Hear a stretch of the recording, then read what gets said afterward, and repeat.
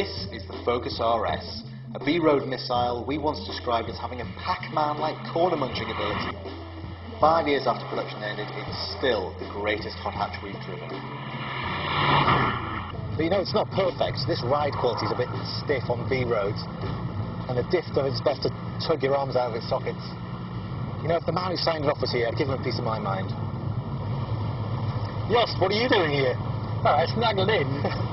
Well, now you're here, why don't you have a go, and you can tell me whether you think this car's any good or not. Okay, yeah, let me behind the wheel and I'll show you what the car is good at. So when did you last drive one of these, Jost? It's not too long ago, because during the development of the new RS, we're always driving this RS as well, because this is still the benchmark on certain attributes. And we have to know that we develop the new RS in line with the character and what we have on this RS. So one of the things about this car that was criticised at the time was that certainly the ride quality is very firm. It's good on smooth roads. Yeah. But on some roads, similar surfaces to this, when you're going fast, it's maybe a little bit too firm. Is that something you would agree with, or? No, I fully agree to that, yeah, and it got criticised especially for British B roads. So this is why we did a lot of development and testing and setup also on British B roads. Yeah, we've been in Wales to do the setup of the car, work on the setup. We've driven around Essex, and this work is also still going on. Yeah. So that's where we have a high priority, because the major customers, or the majority of the customers, are in the UK, and we have to have a car that is absolutely perfect for UK customers. I think the Focus RS is very unique.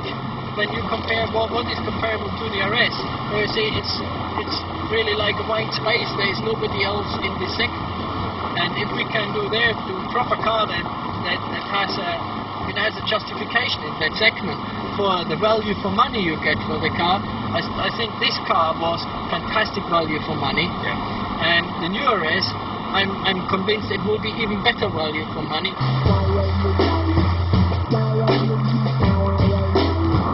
People working in Team RS are old car enthusiasts like us. Yeah, most of them drive fast motorbikes, so we have all of the feel of what performance means, and they've all been in other cars from other manufacturers. So we are all keen to deliver fantastic performance cars, because that's the car we have to live with as well, and we want to have a lot of fun with the cars. So all these enables us to do fantastic performance cars.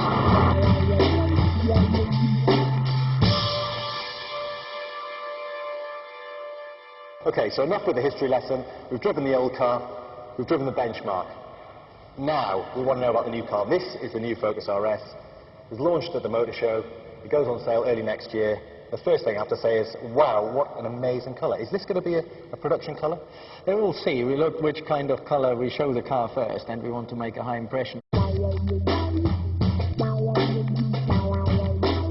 The other thing I noticed are these vents, which will be familiar to anyone who's ever owned a Sierra 4x4. Is there a reason why these are here? It's all for technical reasons, so I don't like really fake.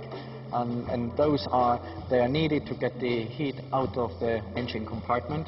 Yeah. We have a car with 300 horsepower and a lot of torque that needs a good cooling.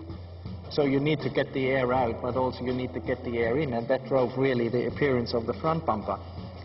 When you see the big openings here, there's all metal mesh there. Those 3 meshes are really giving the engine the cooling, and it's a much bigger cooling pack than we have on the ST, because we have to get this power on tracks with not that high speed, but using the full power.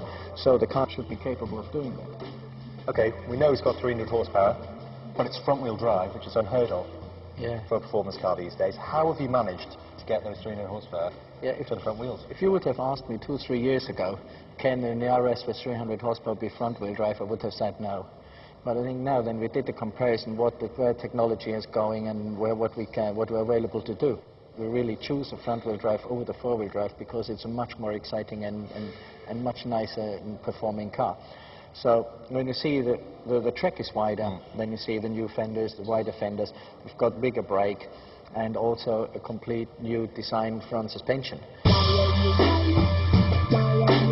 It's a mechanical differential with a mechanical suspension, and putting those systems together, they work that well together that you don't need really an electronical input to reduce any torque. So with all that power and this suspension technology, presumably it's a bit quicker around a circuit like the Nürburgring. Yeah, it's much quicker. You see, the Focus ST is already quicker than the former Focus RS. And now with that car, it's so much quicker around the Nordschleife, like the Focus ST, because of the suspension and the adding from 225 to 300 horsepower, and from 320 Newton meter to 440 Newton meter. These are such big steps. It should be about nearly half a minute faster than the old RS, and this is a huge difference. This is a really serious fast car around the Nordschleife. Now, there'll be no mistaking an RS when you come up behind one of the traffic lights. From the rear, what we have done, it's also technology-driven and performance-driven.